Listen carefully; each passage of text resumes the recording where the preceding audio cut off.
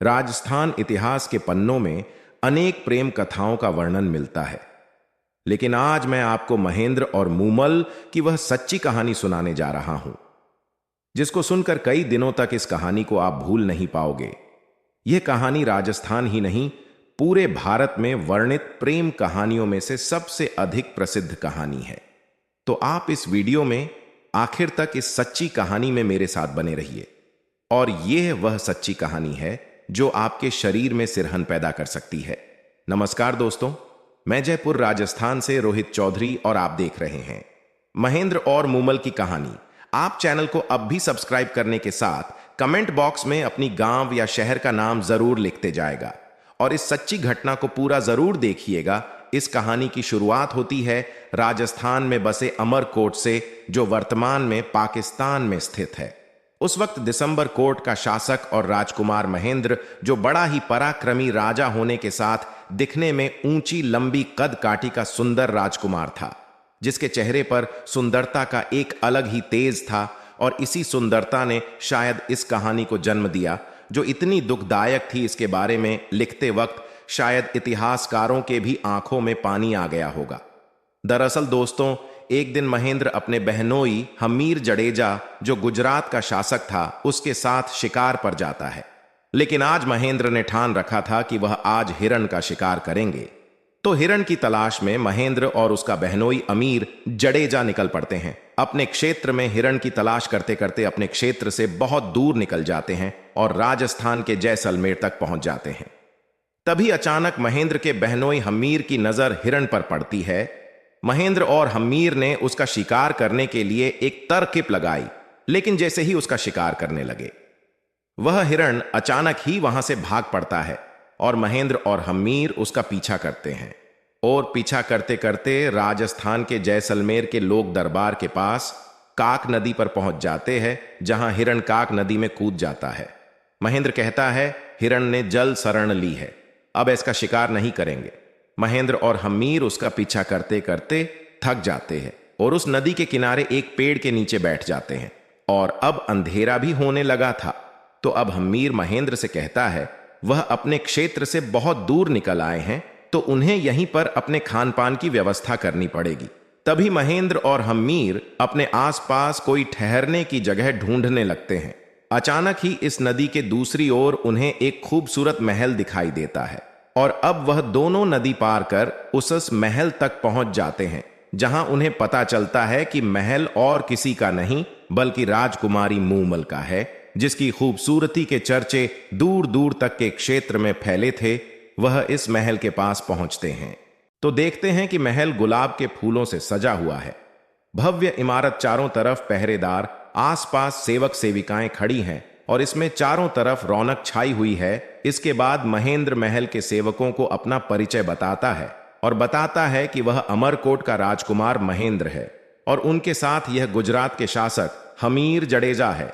हम एक शिकार का पीछा करते करते यहां पहुंच गए हैं और रास्ता भटक गए हैं, और अब हम आपके यहां रुककर खान पान और विश्राम करना चाहते हैं।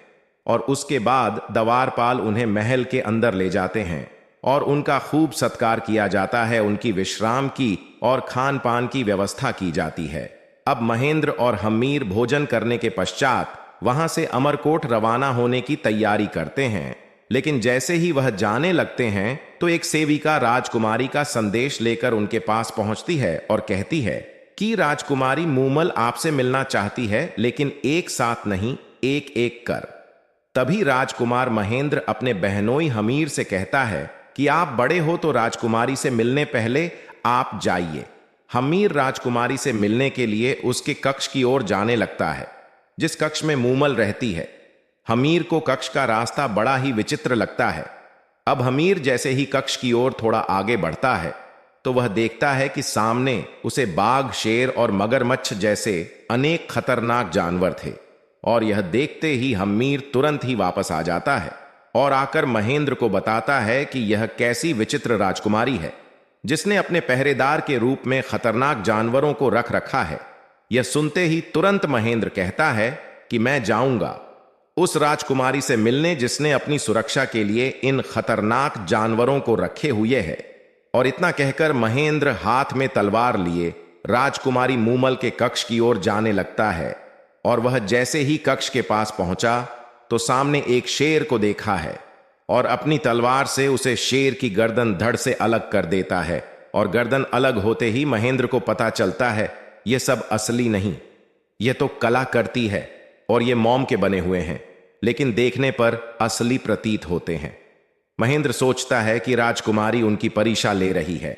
महेंद्र राजकुमारी मूमल के कक्ष तक पहुंच जाता है और वह जैसे ही कक्ष में प्रवेश करता है तो सामने का नजारा देखकर महेंद्र की नजरें ठहर जाती है कि एक सुंदर कन्या, जिसकी आंखें हिरनी जैसी, जिसके बाल एड़ियों तक लंबे, जिसका चेहरा शरद रात्रि के पूर्णिमा के चांद जैसा, जैसे मानो आसमान से कोई परी उतर आई हो, वह कन्या महेंद्र की प्रतीक्षा में उसके सामने खड़ी थी। और यह कन्या कोई साधारण कन्या नहीं बल्कि लोथल की राजकुमारी मूमल थी, जिसकी सुंदरता की बातें दूर दूर तक के क्षेत्रों में फैल रही थी। लेकिन इस कहानी में इनके साथ जो होता है वह सुनकर आपके शरीर के रोंगटे खड़े होने के साथ साथ आपकी रूह भी कांप जाएगी। इसके बाद उसे कक्ष में खड़े महेंद्र की नजरें मूमल से हट ही नहीं रही थीं।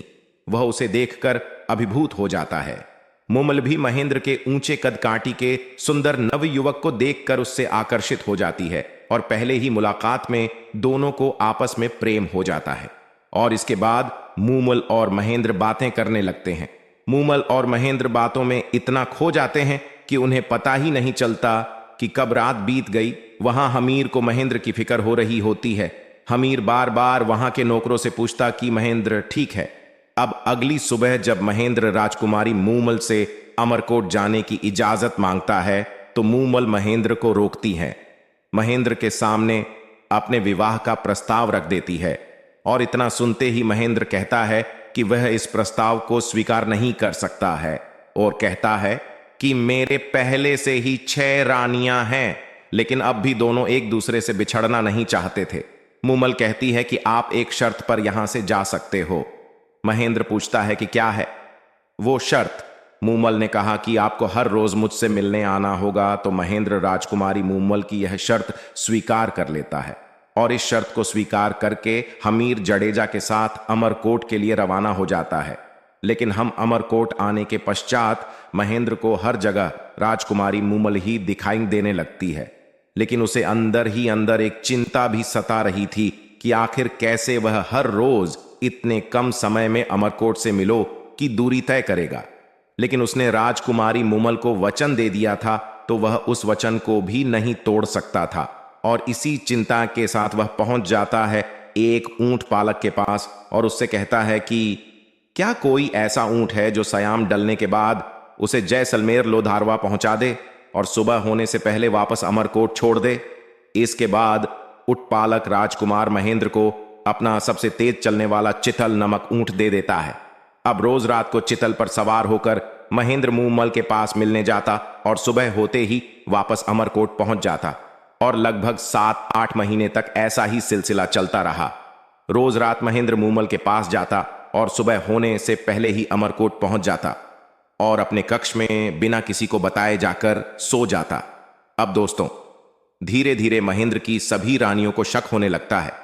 तो एक दिन सभी रानियां मिलकर सबसे छोटी रानी के पास जाती हैं और महेंद्र के हर रात गायब होने का कारण पूछती है, क्योंकि महेंद्र पिछले 7-8 महीने से अपनी रानियों को समय नहीं दे पा रहा था और इसी बात से उन रानियों में शक पैदा कर दिया था। अब वह सभी रानियां जैसे ही छोटी रानी के पास पहुंचती है तो छोटी रानी कहती है कि उसे नहीं पता कि आखिर महेंद्र रात को कहां जाता है। वह हर रात गायब रहकर सुबह आकर अपने कक्ष में सो जाता है। तो अब इसी चिंता के साथ महेंद्र की सभी रानियां मिलकर अपनी सास के पास जाती हैं और उन्हें सारी घटना से अवगत करवाती है। तो महेंद्र की मां छोटी रानी से पूछता है कि महेंद्र जब घर आता है तो कैसी हालत में होता है। तो छोटी रानी बताती है, ऐसी हालत में होता है कि महेंद्र पूरी तरह भीगा होता है और सुबह जल्दी आकर कक्ष में सो जाता है। और इसी बात पर महेंद्र की मां छोटी रानी को कहती है कि अब महेंद्र भीगा हुआ आए तो एक बार उसके बालों पर चिपका पानी मुझे लाकर दिखाना। और छोटी रानी वैसा ही करती है। महेंद्र के बालों से टपका पानी एक बर्तन में इकट्ठा कर अपनी सास को दिखाती है और महेंद्र की मां जैसी उस पानी को चखती है तो उसे पता चलता है कि यह पानी तो काक नदी का है।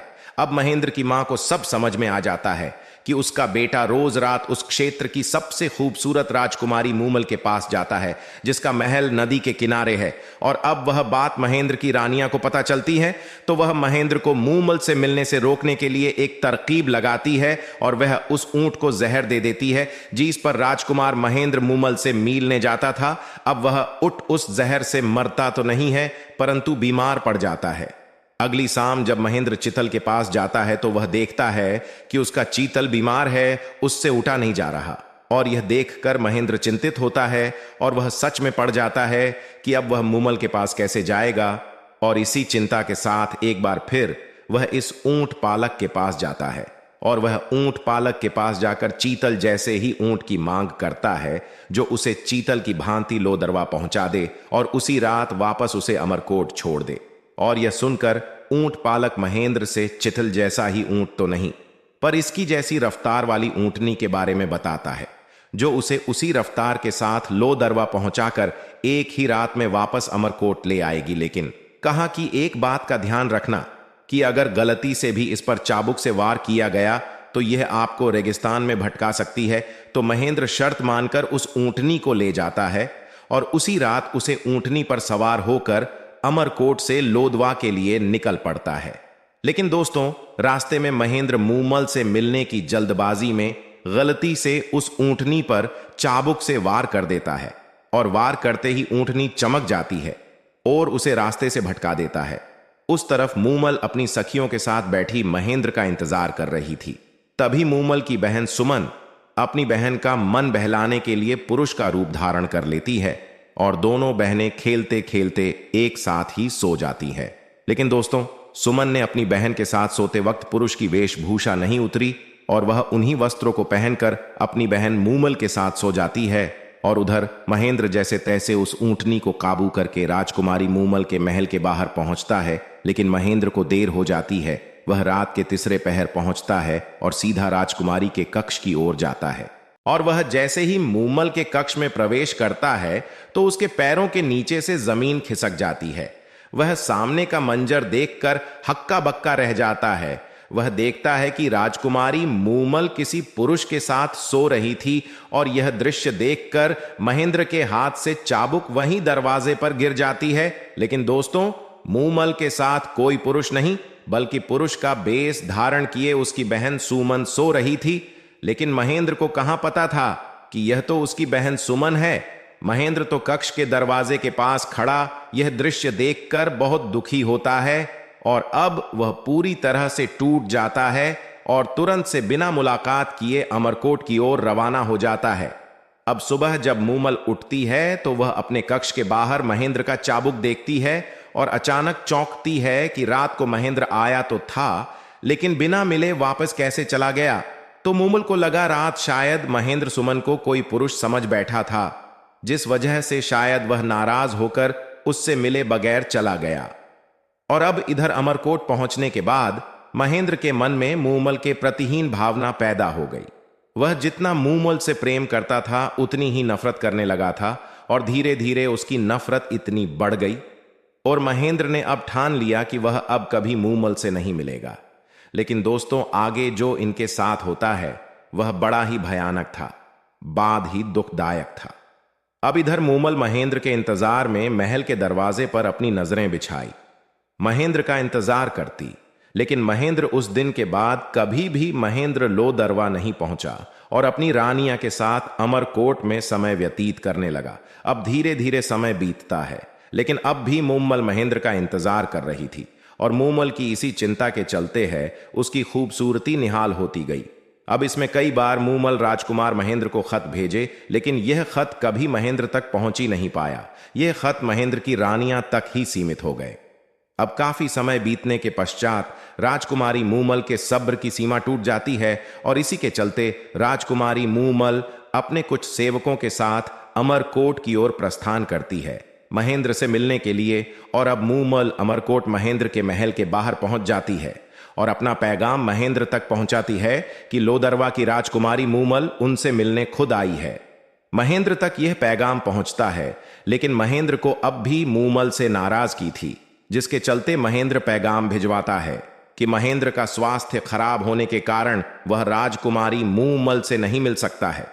लेकिन मूमल को हर हाल में महेंद्र से मिलना था, जिस कारण में रात्रिकालीन विश्राम वही अमरकोट में करती है। और अगली सुबह मूमल फिर पैगाम भिजवाती है कि महेंद्र का स्वास्थ्य अब कैसा है, क्या वह अब मुझसे मिल सकते हैं। लेकिन एक बार फिर महेंद्र की तरफ से मना कर दिया जाता है। लेकिन मूमल कहां मानने वाली थी। अब मूमल वहीं पर डेरा जमा कर बैठ जाती है और हर रोज महेंद्र तक मिलने का खत पहुंचाती है। और महेंद्र की भी कई बार मूमल से मिलने की इच्छा हुई, लेकिन उसके सामने उसे रात का वह दृश्य घूम मुड़ता है जो उसकी मिलने की इच्छा को खत्म कर देता है। और उसके बाद मूमल को लगा कि मेरे हर पैगाम का जवाब ना में आ रहा है। तो अब मूमल अपनी बात व्यक्त करने के लिए गाना गाने वाले संदेशवाहकों का सहारा लेती है और यह संदेशवाहक नीडल होती जा रही मूमल का संदेश लेकर महेंद्र तक पहुंचाते हैं और उसे संदेश का गाना गाकर उसे रात की सच्ची घटना का बखान करते हैं। और उनके गाने सुनकर महेंद्र मन ही मन सोचता है कि मूमल मेरी इतनी प्रतीक्षा कर रही है तो हो सकता है मोहम्मद सच्ची हो। और इसी के चलते महेंद्र की भी अब मूमल से मिलने की इच्छा होती है। लेकिन महेंद्र उससे मिलने से पहले अपनी विचलित मन से मूमल की आखिरी परीक्षा लेना चाहता है। महेंद्र अपने एक दरबारी को बुलाता है और मूमल तक एक पैगाम भिजवाता है।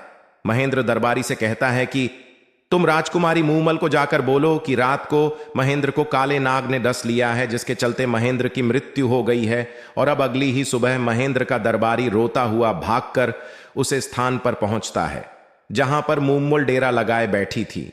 और दरबारी मूमल से रोते हुए कहता है कि बड़ी ही दुख भरी खबर है कि कल रात राजकुमार महेंद्र को काले नाग ने डस लिया है, जिसके कारण राजकुमार महेंद्र की मृत्यु हो गई।